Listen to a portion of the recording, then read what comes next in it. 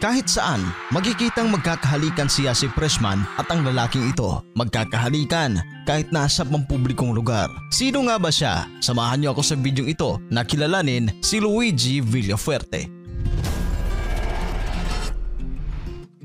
Siya ay si Vincenzo Renato Luigi Reyes Villafuerte o mas kilala sa tawag na Luigi Villafuerte. Siya ay pinanganak noong November 7, 1996 na mag 27 years old na ngayong 2024. Sa murang edad ay nagsilbi siyang 31st Governor ng Camarines Sur na umupo sa pwesto mula noong June 30, 2022 nang siya pa lamang noon ay 25 years old. Siya ay nasa ilalim ng PDP Laban na political party. Noong 2022 national and local elections, tinalo ni Villafuerte si incumbent Vice Governor Imelda Papin, dating Representative Rolando Andaya Jr. at dalawang independent. Si Luigi ay pamilya ng mga makapangyarihang politiko sa Camarines Sur. Ang kanyang yumaong lolo na si Luis Villafuerte Sr. na nagsilbing gobernador ng Camarines Sur at naging miyembro ng House of Representatives mula 2004 hanggang 2013. Representative siya noon ng 2nd District ng Camarines Sur mula 2004 hanggang 2010 at 3rd District Representative mula 2010 hanggang 2013. Ang tatay naman ni Luigi ay si Luis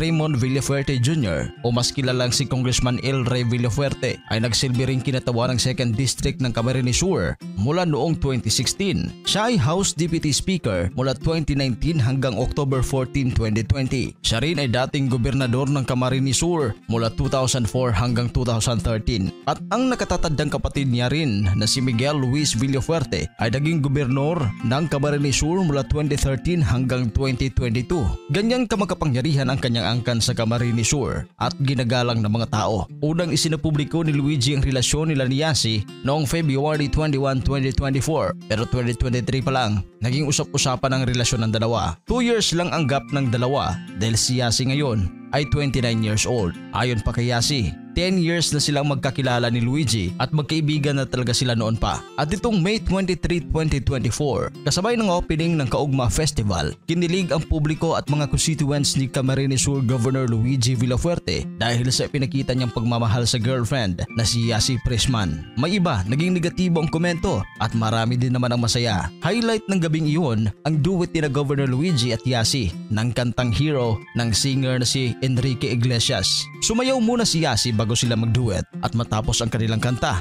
pinupog ng halik ni Luigi ang girlfriend sa entablado. Be my hero, baby. You can kiss away the pain. And I will stand by you forever. Oh, I can be your hero, baby. You could be my hero. You can kiss away the pain. You can take my breath away. I love you, Baba.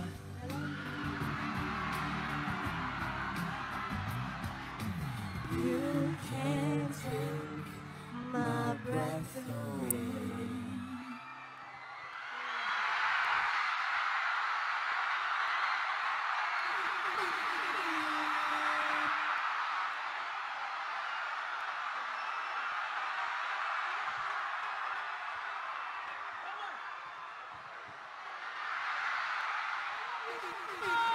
Love you, Council!